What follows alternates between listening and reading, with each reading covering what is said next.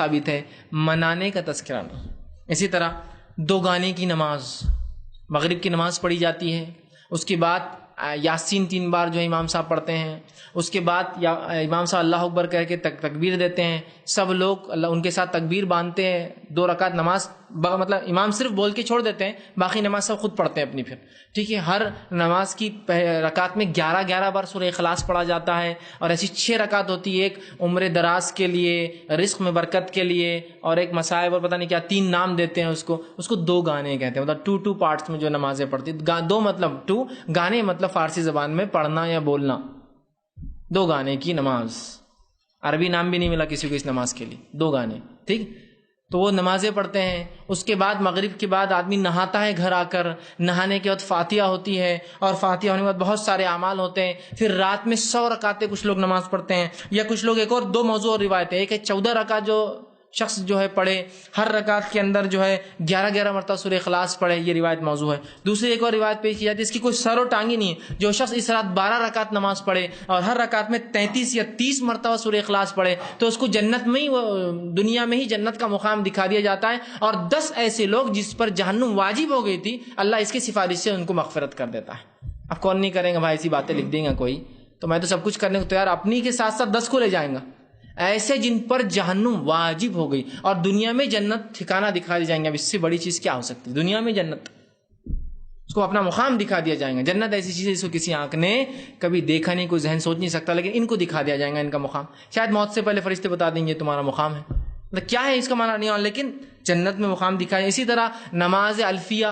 ایک نماز ہوتی ہے، رات میں لوگ پڑھتے ہیں، 100 رکعتیں یا اس سے زیادہ 1000 رکعتیں ہوتی ہیں، اور اس میں بڑا اہتمام کے ساتھ ہوتا ہے، اور مختلف علاقوں میں مختلف نمازیں۔ پھر نئے کپڑے بنانے کا اہتمام ہوتا ہے،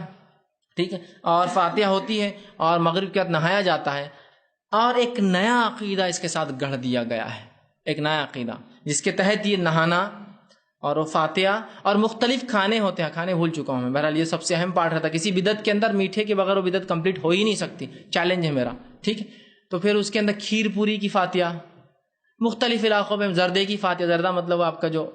میٹھے چاول لال کلر کا ہوتا ہے نا، زرد کلر اسے زردہ بولتے ہیں، لال چاول، لال روا، لال کچھ تو بھی فلاں ہوتا ہے، ٹھیک ہے۔ تو فاتحہ ہوتی ہے اور میٹھے اور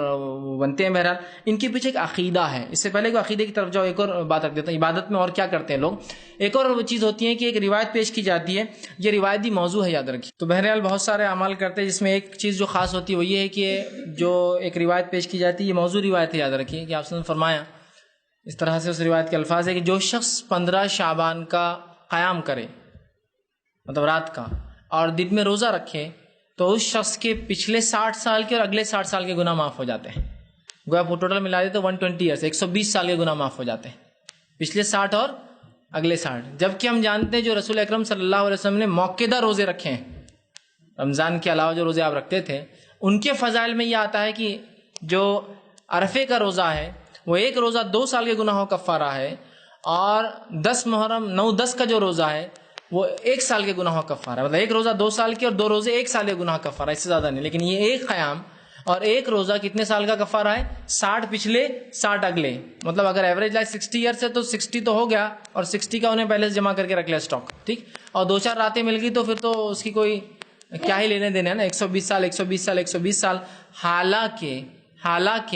حالانکہ شب قدر جو 1000 مہینوں سے افضل ہے، ان 1000 مہینوں کو اگر آپ جمع کر لیں تو 83 سال 4 مہینے ہوتے ہیں۔ گویا شب قدر جو سب سے افضل رات ہے، جو ثابت ہے، اس کا ثواب صرف 83 سال 4 مہینے، اور جو ثابت نہیں اس کا 120 سال۔ تو اب کوئی کہہ کے لے جائیں گے اوریجنل چیز کی طرف،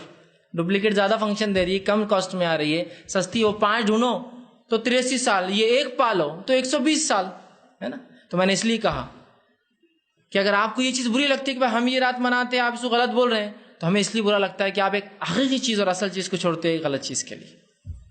ایک صحیح حدیث کو چھوڑتے ہیں ایک موضوع روایت کے لیے۔ یہ سب سے بڑا مسئلہ ہے، اور اپنی غلط چیز کو ثابت کرنے کے اللہ کتاب کا بھی استعمال کرتے غلط، اور رسول اللہ کی حدیث کا کرتے استعمال غلط۔ ہر رات کے تعلق سے جو حدیث آ رہی بس اس کو ڈال دیا ٹوکری کے اندر کی شب برات کی، شب برات کی، ارے ایک بار تو نام بتاؤ شب برات کا حدیث کے اندر، تو مان لے پھر شب برات کی بات ہے۔ بہرحال آگے آئیے۔